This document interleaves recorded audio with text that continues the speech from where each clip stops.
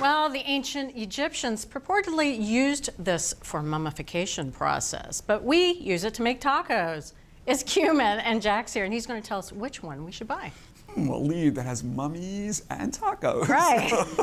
Well, we use it in so much more than just tacos, though. We do. It's everywhere. It is everywhere. I think this is the spice I use the most because it's used in so many cuisines. Indian cuisine, Middle Eastern cuisines, Mexican cuisine. You can use a fair amount of it as opposed to some spices where, I like to think of like allspice.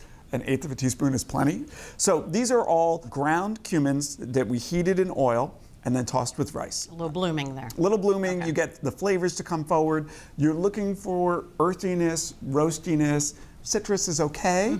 You don't want bitterness. That's not a nice note. No. We did a salad, we did a spice rub, and felt like this was actually the most representative way to taste it. In the salad, it was raw. It was in a vinaigrette, and it really didn't get all of the flavors that come out from heating. And the chicken, there's a lot else going on. This is pretty plain with the white rice. So we looked at all of these different ground cumins. The texture did vary. Some of them were a little gritty, and some of them were finer, but all of them are recommended. So did you know that instead of salt and pepper, in ancient Rome, they had salt and cumin on the dinner table? Cumin was the default, I think, because cumin makes things more interesting without being a bully. Because a lot of other spices, honestly, it feels like you're tasting that spice. Right. As opposed to the cumin, which is a team player. Right, we're looking at you, Clove, right? Yeah, I think I still have like the same jar of cloves that I had 20 years ago because how much of it can you possibly use? So, This is really difficult. yeah, I'm going to throw you a hint. If it gets really bitter, because you can go from earthy and roasted to bitter, that's a flaw. Okay. And it shouldn't really be bitter. It also should have a lot of personality. I mean, yes, it's cumin and it's relatively mild-mannered, but it shouldn't be bland. There's nothing else here except for oil and rice. It's really hard for me to pinpoint specific flavors in here. This one, I don't know if I'm looking for it, but there's a little bit of a tannic thing going on. So maybe that's the bitterness. I'm not quite sure. This one, it's amazing that there's the same amount of cumin in these. Yeah, I asked the same question. When these samples came out and they're like, yes, Jack, we measured them very carefully. They're all exactly the same. This one is a little bit bland to me, but I'm really being picky here. This one, I think, has a bit of a more assertive flavor, but I'm getting texture.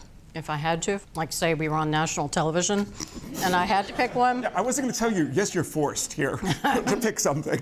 I think I would pick this one, but I would be really happy with all of them. I might have to use a little bit more of this to get more assertive flavor. So The good news is you agree with the studio audience and the expert panel. okay. You picked the winner, Simply Organic. We felt like it was the best of what were all good choices. It's delicious and it has a really nice flavor. Works salads, roasted dishes, spice rubs. Balanced. Yeah, it's great. All right, and this one. McCormick. I'm sure you have lots of McCormick spices in your pantry. I have this one. It was middle of the pack. It's fine. I mean, as I said, these are all recommended. It had a bit less personality than the Simply Organic. All right, and then this one. This one had some of the, you said tannic, the expert panel said bitter notes. It wasn't bad. Again, it still ended up being recommended, but it was our least favorite among the choices. Still totally suitable.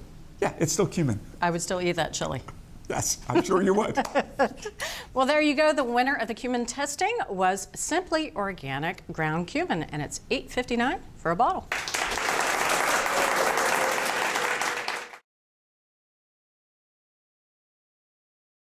Thanks for watching Cook's Country from America's Test Kitchen. So what'd you think?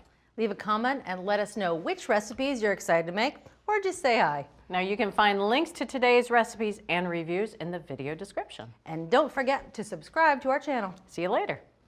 Alligator.